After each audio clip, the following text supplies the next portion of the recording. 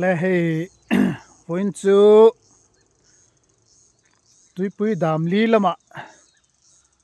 kholum tlan bo sanin hun ka hmange katia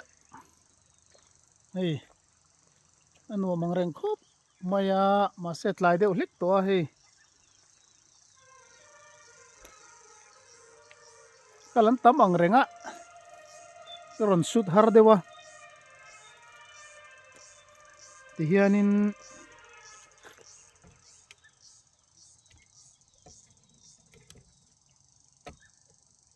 ai rong te ka bola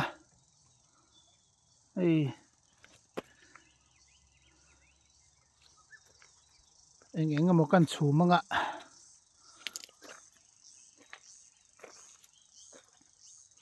tuite po ka cheng to an chin khan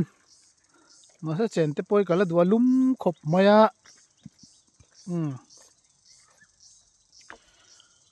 helai tlang te po ki moi khop moi helai tuipui dam li tlang ina hual vela mun deuin han thirula i lai tlang te kiana hual vela nuam ang reng reuh riau ania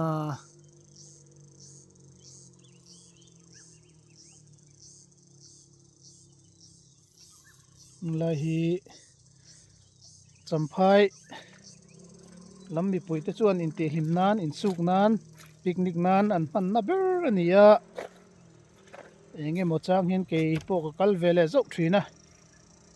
ei vein nia po hianin mani tein kan kal vele a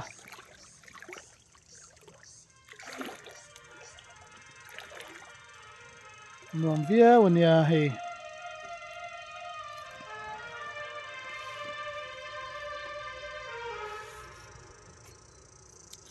helai hi champhai tan chuan tlalu tuk lo nai vai ve deuh sia an enjoy ve theina hmun tuipui dam li nia ti hianin thuk deuh te po ma tui thiam tan chuan ni chin khan ka va hleuh hrep to a vot deuh hlek to a in ti hu lo an hu deuh to a ti rong ka bol me ka tuna chuan voin chu ti hian ka hun man dan ni mai te se a hi momin nuam hle ni ti kha ka sei du a youtube te kha enge in ngai dan te comment lama ta ron soi ula hilai hi champhai mi pui tan chuan enge ni chung kwa ni mo mi pui fanau te ne na ni mo thian za ho ni mo hun man nom na tur ber pakhat ania aba khi chu awang khop maya tin tu nang thalai ni pui chu api chun tuya tam lawa hilai hi tui hi kang chat lawa anuam viu nia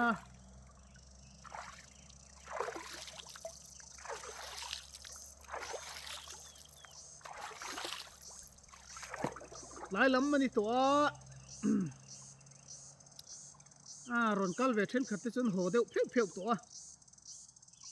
ei ti hianin ki ma in kom deuh tlong to mai ei rong ka bol me ka ti son ka ianga nakina chuan a ho thei khani mai anga tia ma nia ani na taka chuan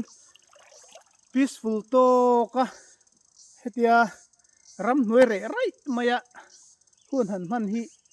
ka zong chang shrim shrim a addictive katia hetiang lama tuimi in lo om ve ni chuanin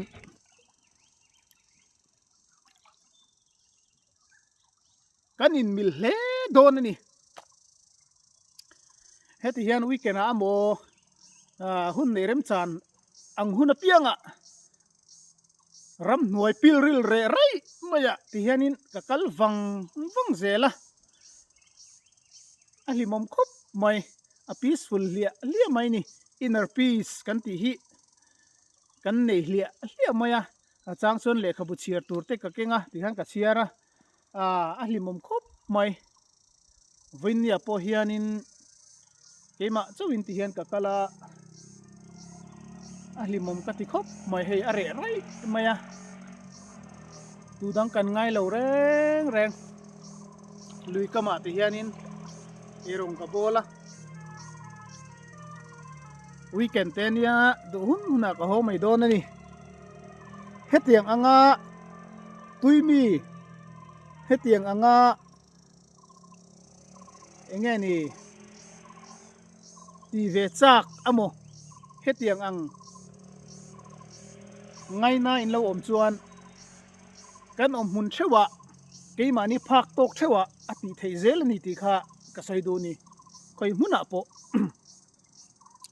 chu wang chuan nei alim omania voin te hi o ti hian zandaria dar kwa ho katuma karuam handan chuan alimom khop mai khualum viau tak le tuya hin kan cheng le bor boranga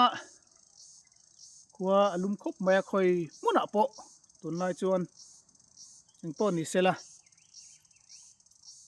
lim takin inun khalo mang zelang che ti chuan hei veina po silai te ka kenga target shooting practice takan nei a halimom khop mai tu dang hi ngai big vak lo ni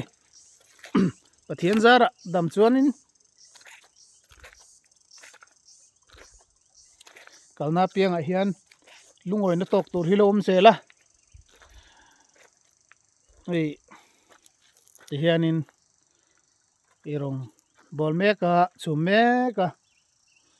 ti hian ei silai chuan vor ka air rifle po ka kap na sa to maya tuna chuan atlai lam hlek to ka kap to lo mayanga anuam ani helai mun hi o ram hnuai pil ril lutuk mai